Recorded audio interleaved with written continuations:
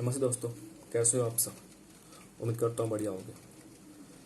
दोस्तों, आज मैं आप लोगों के सामने हमारे देश में कुछ जटिल मुद्दों हैं जिस पे मैं बात करने के लिए आया हूँ, जिसकी शुरुआत मैं अपनी कविता की कुछ पंक्ति से करना चाहूँगा, जो कि पूर्ण रूपेण ठेठ भाषा में है, क्योंकि हिंदी भाषा में ना ही सरकार को सुनाई देती है और ना ही ये मीडिया को। इसलिए मैंने अपनी कविता को ठेठ भाषा में लिखा है, जो कि इस प्रकार है, गौर फरमाइएगा। कहे कि तो हम बस एक छात्र हैं, कहे के तो हम बहुत एक छात्र हैं, लेकिन अच्छे अच्छे को दिलावे नानी याद है। कहे कि तो हम बस एक छात्र हैं, लेकिन अच्छे अच्छे को दिलावे नानी याद है। कोई भी सरकार को बनावे या गिरावे में, कोई भी सरकार को बनावे या गिरावे में हम लोग के रहे बहुत बड़ा हाथ है। मत खेलो हो राजनीति के अत्याचारी, मत खेलो हो राजनीति के अत्याचारी, काहे कि खेले में हम तोहरे भी बाप हैं। काहे कि खेले में हम तोहरे भी बाप हैं। कर दे लो तो हम लोग के बहुत साल बर्बाद, कर दे लो हमरा लोग के तू कई साल बर्बाद। अब देखो तू छात्रन लोगों के बवाल। मत भूलो उ जेपी दादा के राज, मत भूलो उ जेपी दादा के यार राज, जब हिला दले सबके नीचे है सरकार। संभाल लहो कुर्सी के हो देश के नेता और दलाल, संभाल लहो कुर्सी के हो देश के नेता और दलाल। अब निकलल है सड़कों पर बांध लंगोट अपन देश के लाल। दोस्तों, इन पंक्तियों से आप समझ गए होंगे कि मैं किस बारे में बात करना चाहता हूँ। जी हाँ, हमारे देश में जो बेरोजगारी उत्पन्न हो चुकी है, जिसका दर 8.2% तक पहुँच चुका है, जो कि बहुत विकट स्थिति है बेरोजगारी की हमारे देश में। बेरोजगारी की, शिक्षा की बहुत ही विकट स्थिति उत्पन्न हो चुकी है, लेकिन इस बात को कोई नहीं उठाता है, ना ही मीडिया ना ही सरकार। अगर उठाओ तो लोग उन्हें देशद्रोही या फिर धर्म विरोधी कह देते हैं, लेकिन सच्चाई से सब बेपरवाह है। आप लोगों को पता होगा कि एसएससी रेलवे की एग्ज़ाम 2018 में उसका फॉर्म भराया गया था, लेकिन एग्ज़ाम अभी तक नहीं हुआ है। 2 साल हो चुके हैं रेलवे के फॉर्म भरे हुए। 500 रुपया लिया गया था, लेकिन अभी तक एग्ज़ाम नहीं हुआ है। बहाना क्या बनाते हैं कि एजेंसी तैयार नहीं है। जब एजेंसी तैयार नहीं है तो आपने फॉर्म क्यों भरवाया? अगर फॉर्म भरवाया तो एग्ज़ाम क्यों नहीं लिया? जब कोरोना महामारी के समय और बाढ़ के समय नीट और जी के एग्ज़ाम हो सकते हैं, तो फिर रेलवे और एसएससी के क्यों नहीं? ये सिर्फ और सिर्फ हमें मुख्य मुद्दों से भटकाने के लिए सरकार और मीडिया की नीति है। इसलिए अपने विवेक से काम लीजिए कि आपके लिए क्या सही है। नौकरियां नहीं है, लेकिन नौकर और रिया पे सब लोग बात कर रहे हैं। जी हाँ, हमारी मीडिया, अब सुबह में खोल के देखो टीवी और रात तक देखो, बस एक ही जगह चलता रहता है, लेकिन मुख्य मुद्दा शिक्षा, बेरोजगारी पे कोई बात नहीं करता। और इसका विरोध हम प्रकट करेंगे। और सरकार से विनम्र निवेदन है कि हमारे बात को सुने, हमारे बात को समझे, क्योंकि एक छात्र के जीवन में कितनी कठिनाइयाँ आती है वो एक छात्र ही समझ सकता है। पढ़ते पढ़ते 12 घंटे 14 घंटे तक आंखें सूज जाती है। घर से 2 महीना 5 महीना तक घर से बाहर रहना पड़ता है। हर महीना 5,000 10,000 घर वाले भेजते रहते हैं। भले ही घर में खाना ना बने, लेकिन एक छात्र को देने के लिए उनके पास पैसा होते हैं। क्यों? बस इसी आस में कि आज नहीं तो कल नौकरी मिल जाएगी और वो अपने घर परिवार को चला सकेगा। बस इस आस में कई साल इन लोगों का बर्बाद हो जाता है। एसएससी के जो एग्ज़ाम हुए थे 2018 में, उसका रिजल्ट अभी तक लंबित है। 2018 में एनटीपीसी के फॉर्म भराए गए थे, उसका एग्ज़ाम अभी तक लंबित है। कई ऐसे एग्ज़ाम हैं जिसका तो एग्ज़ाम हो चुका है, रिजल्ट नहीं आया, और किसी के फॉर्म भरा चुके हैं, उसका रिजल्ट नहीं आया, उसका एग्ज़ाम नहीं हुआ है। अभी हाल फिलहाल में बीपीएससी के एक एग्ज़ाम हुआ गया था इंजीनियरिंग का, उसका रिजल्ट की मांग के लिए लोगों को डंडे तक खाने पड़े हैं। ये सरकार भूल चुकी है कि छात्र किसी भी सरकार को अगर बना सकती है तो गिरा भी सकती है। शायद ये भूल चुके हैं वो जेपी आंदोलन को, जिसने सरकार के नीचे से कुर्सी खिसका दी थी। आज फिर से हमें छात्र को एकजुट होना पड़ेगा और फिर से इन पूरी व्यवस्था में बदलाव की मांग करनी होगी। ये थोड़े थोड़े जो लॉलीपॉप थमाते हैं ना, वो नहीं चाहिए हमें। हमें पूर्ण रूपेण सिस्टम चेंज करना है। आज सुबह से एक आंदोलन चल रहा था, ट्रेन चल हो रहा था एसएससी रेलवे के लिए। क्या किया गया? एग्ज़ाम डेट डिक्लेयर कर दिया गया।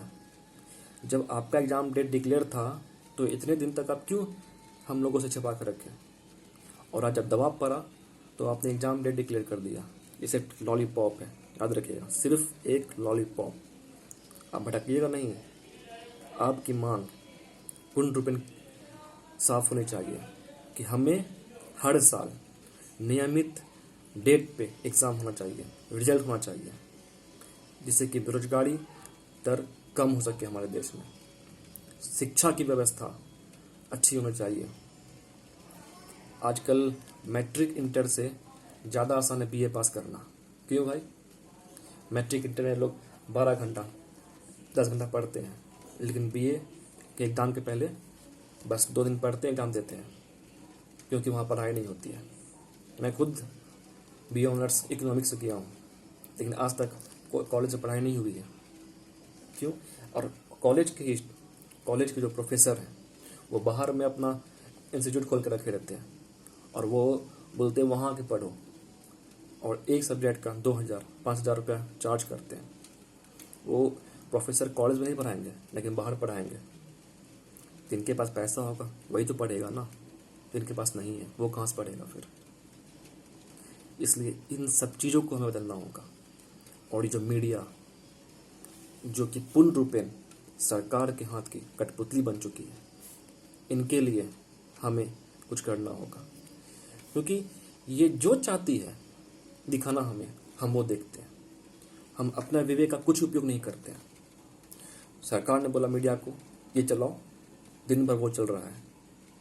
मैं ये नहीं कहता हूँ कि कोई चीज़ की मांग मीडिया कर रही है वो गलत है, लेकिन सिर्फ उसी चीज़ की मांग करते रहना वो गलत है। अर्थव्यवस्था पूरी तरह से चरमरा चुकी है। हमारी वित्त मंत्री बोलती है कि ये दैवीय शक्ति की वजह से हो रहा है।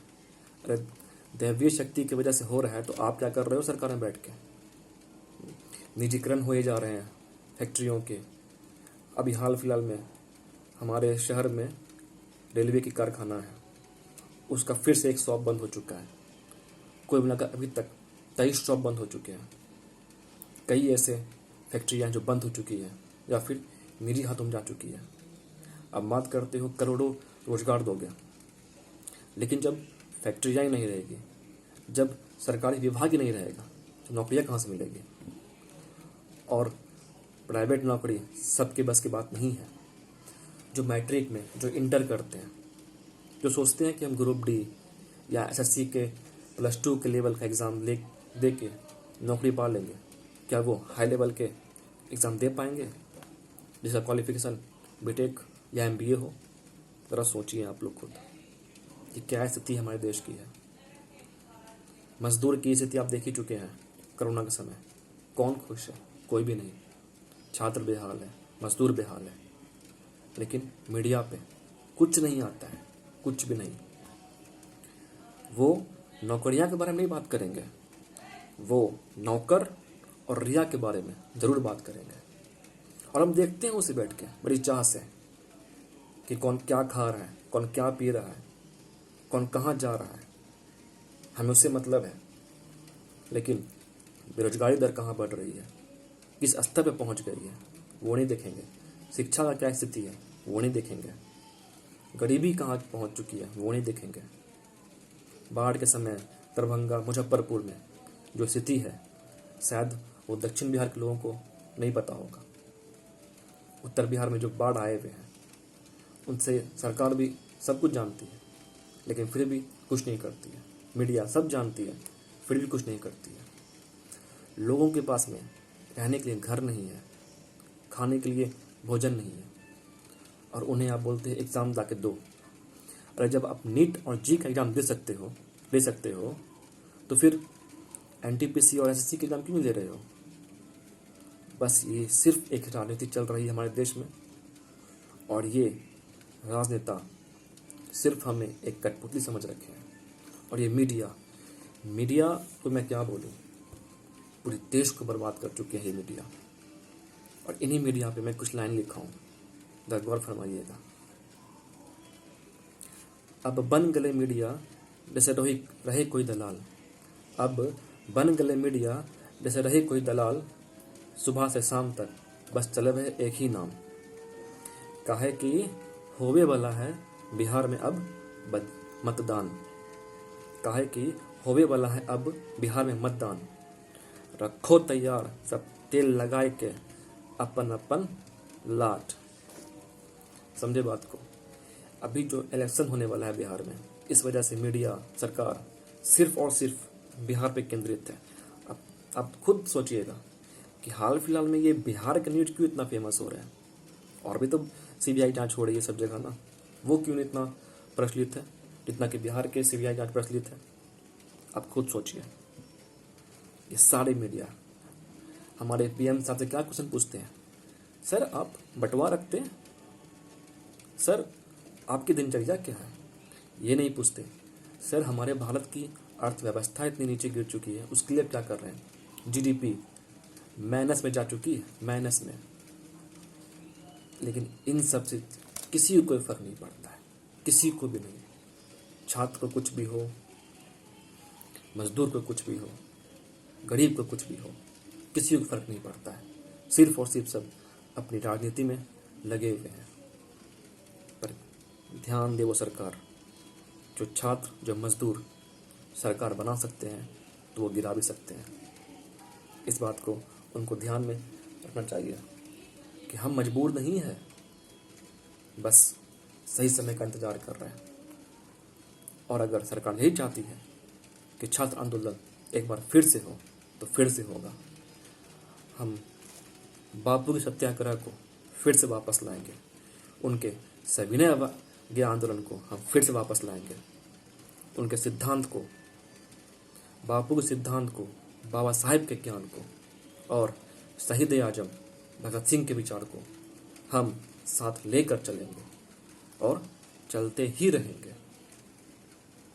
जाते जाते एक और कविता गौर फरमाइएगा। हूँ सीना ताने खरा लड़ने को तैयार, हूँ सीना ताने खरा लड़ने को तैयार, सह लिया जितना सहना था अत्याचार। इन नेताओं की गंदी राजनीति से अब तो हो गया पूरा देश भी बेहाल।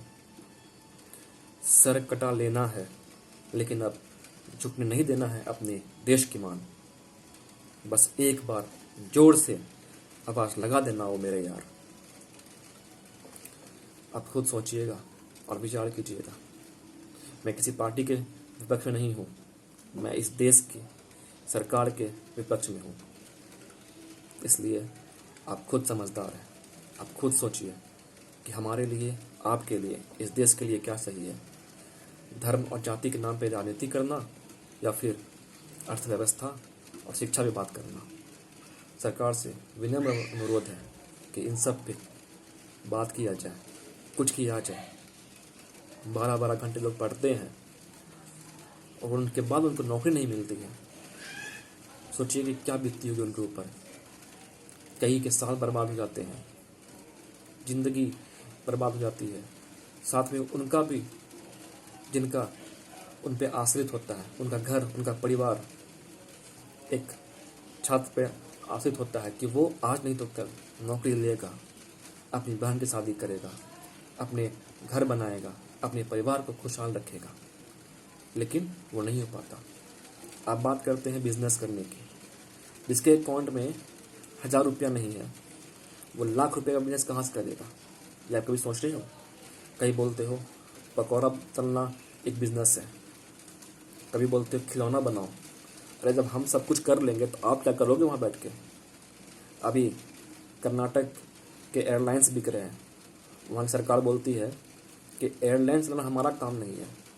जब एयरलाइन चलाना आपका काम नहीं है, ट्रेन चलाना आपका काम नहीं है, फैक्ट्री चलाना आपका काम नहीं है, तो आपका काम क्या है? सिर्फ लोगों को बेवकूफ़ बनाना, बस अपनी राजनीति पे अपना रोटी सेकते रहना, और लोग जितना जो गरीब है वो गरीब होते जाए और जो अमीर है वो और अमीर होते जाए। लोग अभी भी समझिए कि ये सरकार की नीति क्या है, और इन नीति के विपक्ष हो के आप विरोध प्रकट कीजिए। मैं ही नहीं कहता हूँ कि आप सड़कों पे आके तोड़फोड़ कीजिए, शांति से, अहिंसावादी होके, क्योंकि ये देश महात्मा गांधी का है। लेकिन कोई ये ना भूले ये देश भगत सिंह और सुभाष चंद्र बोस का भी है। इसलिए छात्र से तो बिल्कुल ना उलझे सरकार, क्योंकि ये छात्र कुछ भी कर सकती है, कुछ भी। जी हाँ, धन्यवाद। और आपसे ये विनम्र निवेदन है कि अगर आपको ये वीडियो अच्छा लगा हो, ये वीडियो नहीं है, ये हमारे इमोशंस हैं, दर्द होता है यहाँ पर अगर हमारे बारे में कोई बात नहीं करता है तो। इसलिए प्लीज़ ज़्यादा से ज़्यादा लोगों तक इसको पहुँचाएं और सरकार से निवेदन करें कि छात्र के लिए, मजदूर के लिए, गरीब के लिए कुछ करें। Thank you. जय हिंद।